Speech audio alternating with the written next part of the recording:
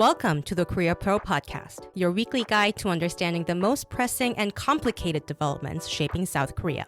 We're your hosts, Jeongmin Kim, John Lei, and Joon Ha Park of Korea Pro. Go beyond headlines as we explain not just what happened, but also what really matters and why it matters. If you monitor South Korea for work or just trying to keep up, you're in the right place. This is the Korea Pro Podcast.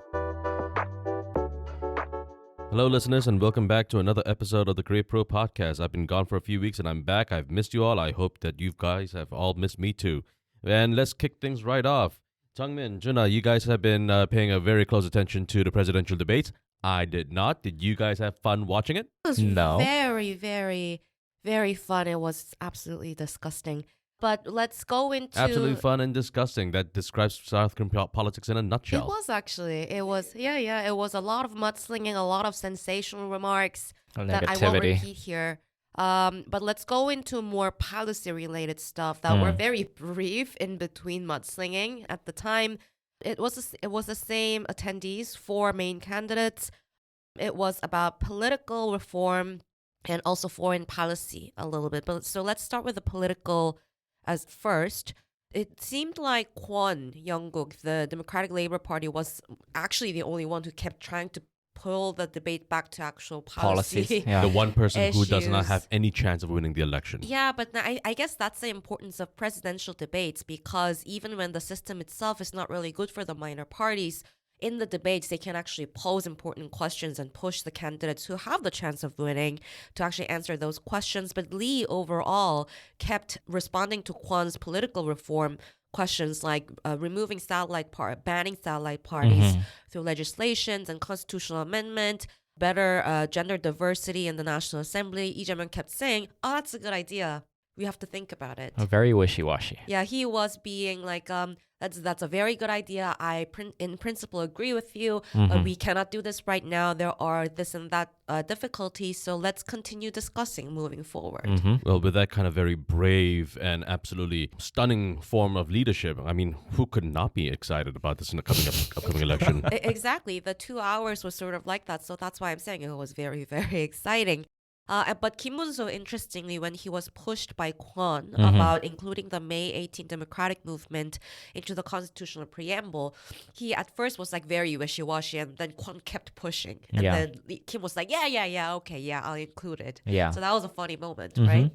So all of the candidates in the debate did mention constitutional amendment briefly, but the focuses were different, right? Yeah, so Lee Jae-myung was questioned on whether his proposal for constitutional amendment for a 4-year term, the 연임제, would be something that would be applied to him during his presidency. But of course, he came out with the same statement that he made after accusations towards him on the same questions came up last week, which was that the current constitution does not allow the president or a sitting president to have any clauses within the constitutional amendment that goes on during his presidency to apply to him. In the main debate between Kim and Lee, it wasn't really so much in the debate because they kept sort of just accusing each other for being pro-North Korea, North Korea remittance case, political scandals, and the credit card of the Gyeonggi government and whatnot. But the overall, so far, it seems like the idea of the four-year term is the same for both candidates. Yes. But the difference is 연임제 and 중임제. 연임제 is the consecutive. You're only allowed to be re-elected in a consecutive term. Which is Lee Jae-myung's position. Right. And 중임제 is Kim Moon-soo's term, which is kind of similar to the U.S. system that brought Trump back to the office, which is non-consecutive. But there's a limitation of the years that you can be You're elected, allowed right? to be elected to non-consecutive terms, but only still 2 terms nonetheless. Exactly. So they are going for these different ideas.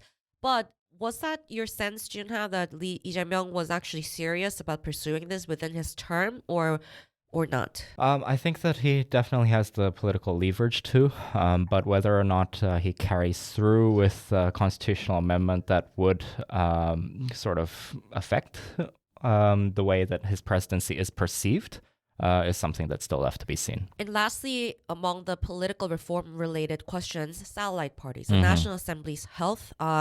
Kim Moon-soo, Lee Jun-seok actually was the one that pointed to the Constitutional Court's ruling on April 4th about how the judges slightly mentioned how National Assembly, basically the opposition party, was not being responsible, impeaching too many ministers and whatnot. So Lee Jae-myung's main attack target was that. Kwon Young-gook actually brought up the satellite party related issues, saying that both the opposition and the ruling parties were not being responsible during the previous general election, bringing in the satellite parties when the law was supposed to help the minor parties get back into the National Assembly. So what was Kim Moon-soo and Lee Jae-myung's positions then? Well, Lee Jae-myung was saying that, I really wanted to ban the satellite party through legislation, and I am willing to do that if the PPP cooperates and coordinates with the opposition party. Basically, he was faulting the PPP for doing it first, and Kim Moon-soo sort of snapped back at Lee, saying the same thing. And Kwon's point, concluding this part of the debate, was that even when there is lack of cooperation from the PPP, DP holding majority should have been responsible and pursued it in advance, even if PPP is not really cooperating and creating its own satellite party. That answer sounds a lot like me saying, I really did not want to eat that ice cream. No, why did you make me eat that ice cream? How could I? Yeah, exactly. Let's move on to foreign policy. Foreign policy did not get a separate debate in and of itself, but around 25 minutes were dedicated to foreign policy, security, and North Korea at the end of the domestic politics debate. What were some of the main issues that were brought up, Junha? Well, some of the main issues that were brought up was, of course, foreign policy, a hot topic of nuclear armament of South Korea. Right. It was funny when Lee Jae-myung was schooling Kim Moon-soo for not Exactly. really knowing gave what him nuclear a lecture. latency is. Yeah, Kim Moon-soo was saying something like, we have to be able to reprocess uranium and plutonium. And Lee Jae-myung was like, you sound ignorant. Let me tell you what actual reprocessing means. And he went on for like 5 minutes explaining what it is. Okay, that was funny, but Lee Jae-myung was basically he was against tactical nuclear redeployment because it will make South Korea difficult to ask North Korea to denuclearize, and it will create a domino effect. Because it's so easy to ask North Korea to denuclearize now. Right, it's definitely going to happen. And his also main point was that South Korea has to be very loyal to the U.S. alliance, and U.S. is going to hate it. Anything else on North Korea nuclear weapons issues? Lee also advocated some dialogue with North Korea, as he's done throughout his campaign. He's already said throughout his campaign that he will reinstate the Inter-Korean Military Pact that was nullified during the Yoon administration. But he's saying there's a lot of talk about whether he will inherit a sunshine policy that he was actually adopted. mentioned it. That was interesting. I think he was trying to impress the traditional base voters. Indeed, yeah. But he did not say that he will follow sunshine policy. He said that, I'm going to do this and that. This is what is similar to what we used to call sunshine policy. So he sort of referred to it as something in the past. And normative language was also gone from the DP candidate. It used to be more like, we are one Korea, one people, compatriot, we have to help them, blah, blah. But what Lee Jae-myung was saying that if there are interests that South Korea can gain, the national interests that could be gained, we have to do that because the state of not needing to fight is peace. So that was his whole idea of what the inter-Korean policy should look like. My question regarding that is, what's the sound of one hand clapping? I beg your pardon. What's the sound of one hand clapping? Sure, we can always say we need to talk to the North Koreans, but they're not talking to us. Right, that was a point of my analysis for NK News site, that like the real lack of this issue being spotlighted was not really just because of what these two candidates are thinking, but the lack of North Korea's interest in doing so.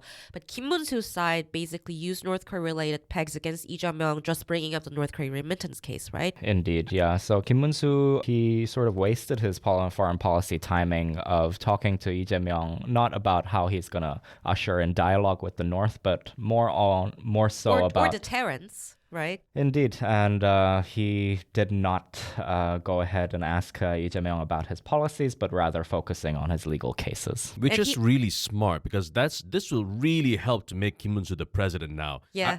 People cannot just wait to vote for him now. In case you are the first-time listener, John is very sarcastic and skeptical, so he doesn't mean it. Like, you have to understand it in an opposite way. We have to vote for this man. Stop doing it. Moving on. Did they mention China or Russia? So there was quite a few mentions of China, especially from Lee Jae-myung and Kim Moon-soo towards Lee Jae-myung, especially Lee Jae-myung's sort of remarks on the 谢谢 remark that happened a couple of months ago. I believe it was during the campaign, I think, general election, right? General election, and he was talking about the Taiwan Strait and how South Korea should offer a diplomacy of more pragmatism. But Lee Jae-myung of the Minor Reform Party, he sort of criticized Lee Jae-myung for claiming back in 2017 that the U.S. THAAD system was intended to protect the U.S., not South Korea. So the response to that was interesting, right? We knew that this issue was going to come up. We kept flagging this used to be Lee Jae-myung's position when he ran for presidential election primary at the time against Moon. For the first time, it was one of his main thing, right? Autonomous defense, not depending on the U.S., which is quite different now in his platform. At the time, he did criticize the THAAD deployment a lot, but his main point at the time, which he repeated in the debate, was that North Korean missile threat towards South Korea does not involve the terminal level, was Lee Jae-myung's point of view at the time. But in the debate, it was different now, saying that it's already deployed and it's not for South Korean national interest to revive that topic, was his main point. Saying that also South Korea need to prioritize anyways the homegrown domestic missile defense system. There was really no mention of Russia or foreign wars, right? So that was interesting. Russia did come up a couple of times when it comes to North Korea-Russia ties or just generally geopolitical tension, but they also did not really touch on what's going on between Trump and Putin and Zelensky or whatnot. No. Well, considering what Lee Jae-myung said about Zelensky in the last presidential election, and how Lee Jae-myung was not exactly very gracious toward a leader of a country who was fighting against an invasion, it's probably best that he doesn't talk about this topic ever. Yeah. Both Yoon and Lee pulled a lot of cheap shots against Zelensky, saying that, he's a political newbie, used to be a comedian, they gave up nuclear weapons so it became a problem, so on and so forth.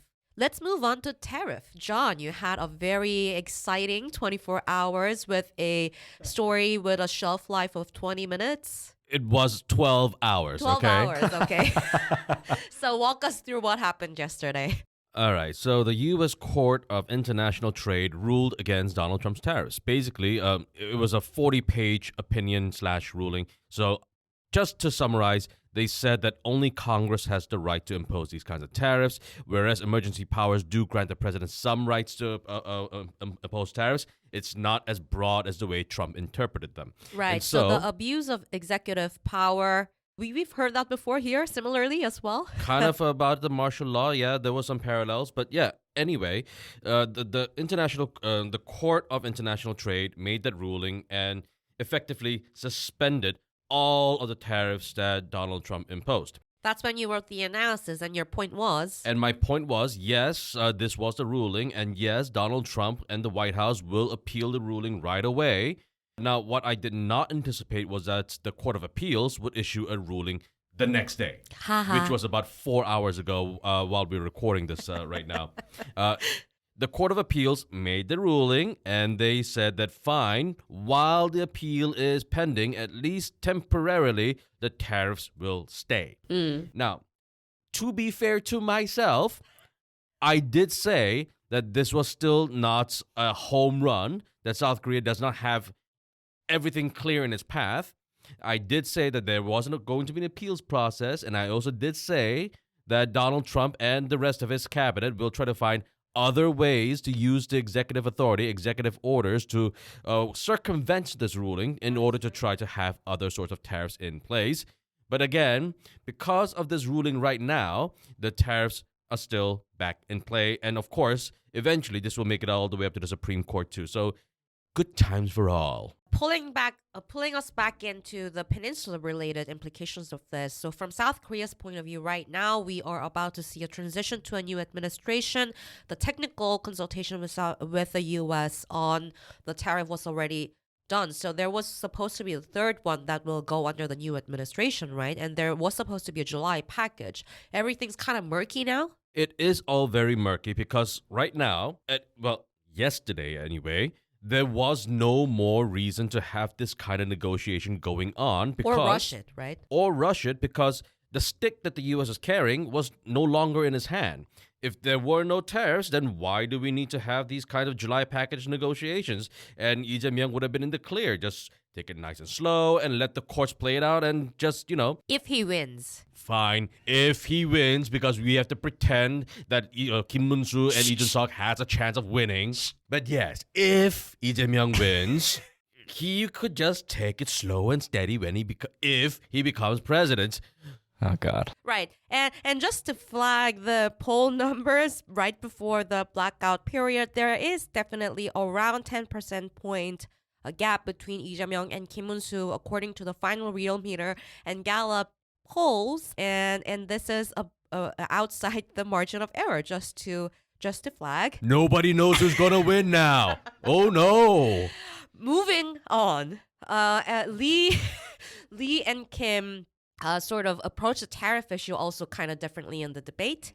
Lee was more like, why are you going to rush it? Because everybody else is doing a delaying sort of strategy. We have to wait and see, was Lee Jae-myung, and I think Lee Jun-seok and Kwon Young-gook as well, the position. Kim Moon-soo was the only one that was very specific, saying that, I will do a summit, I will do a deal with Trump on tactical nuclear weapons redeployment, NATO-style nuclear sharing, and the tariff in my summit with Donald Trump. And defense cost sharing. On July 6th was what he was saying, right?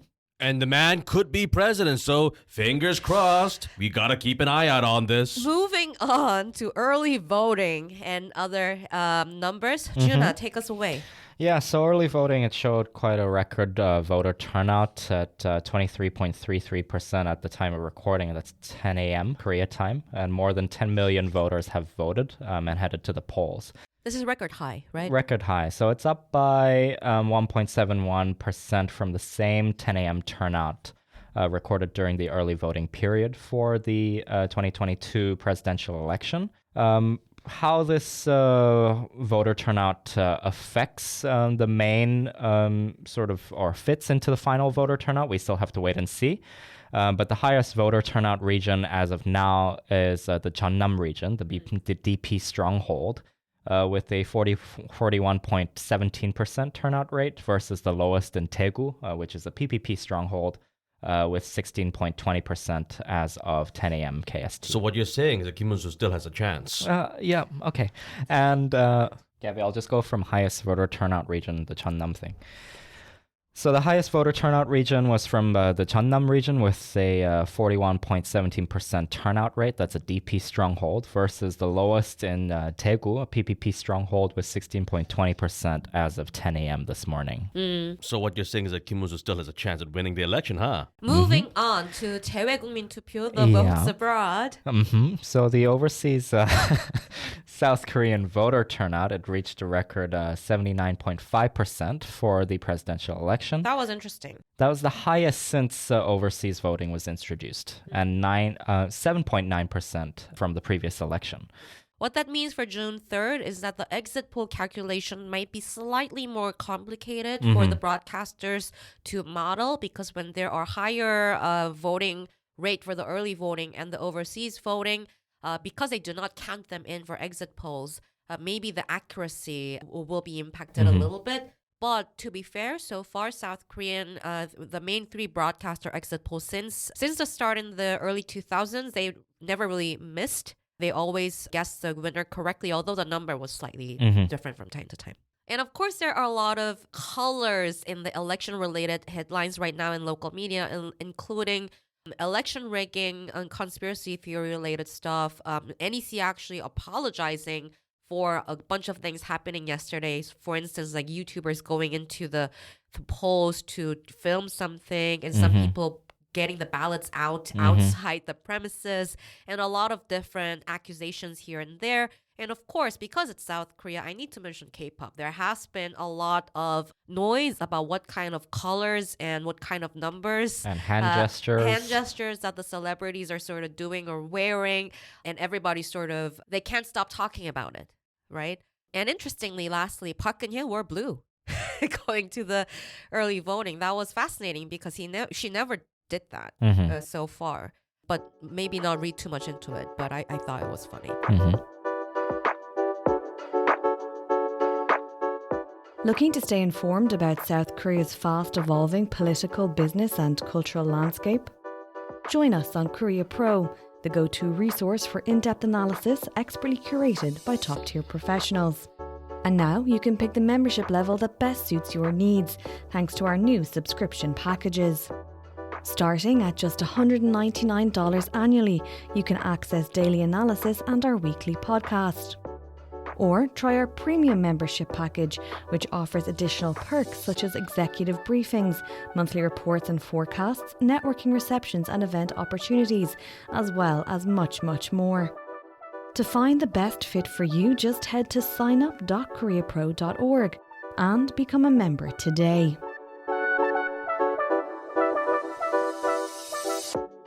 Week ahead, what's happening next week? South Korea is electing a new president. Joy. Yes, on June 3rd, we will most potentially see the result of who will be South Korea's next president. Who will be the next president? Yes, and on June 4th, a transition committee will not take place. So South Korea's president will immediately take office on June 4th, immediately assuming responsibilities, immediately assuming the commander-in-chief role, and will be having his inauguration on that day as well. Right, inauguration ceremony usually is that morning, right? Mm-hmm. For Yoon, that was like the holding the flowers and kids going into and like elderlies going into the It's not going to be Remember that ceremonial. So not that, but something else. I'm guessing that it has to relate something to Yeouido because that was where all the protests were. I believe that it will be quite similar to how Moon Jae-in did it in 2017, because Moon Jae-in also did not have a transition committee, and he immediately was inaugurated on the following day after his election. So it will probably most likely happen in the National Assembly's Rotunda Hall. Something to look forward to. And Joon Ha and I will be spending overnight at the National Assembly Situation Rooms. I'll be at the DP Situation Room, and Joon Ha will be at the PPP Situation Room. And I'm going to be at home. And Joon Ha and I will be basically monitoring the real-time reactions from the DP and PPP high-level officials and lawmakers to the exit polls and so on and so forth. So stay tuned. And the most important event next week is the Seoul Circuit by Jeongmin and Joon Ha. It's going to be a fully Chatham House rule discussion about whatever happened since December 3rd until June 3rd. Let's process it together and maybe a little bit of a looking forward sort of when it comes to policies and potential cabinet nominees. But join us. It's on events.koreapro.org. And that's a wrap. Thanks for tuning in. If you want to know more, sign up for our daily executive briefings. We'll brief you on all you need to know from the past 24 hours and why it matters, delivered to your inbox every morning. If you want to stay ahead of the curve, sign up for Korea Pro to get a full package of insights, from daily expert analysis to profiles, month in review, week ahead.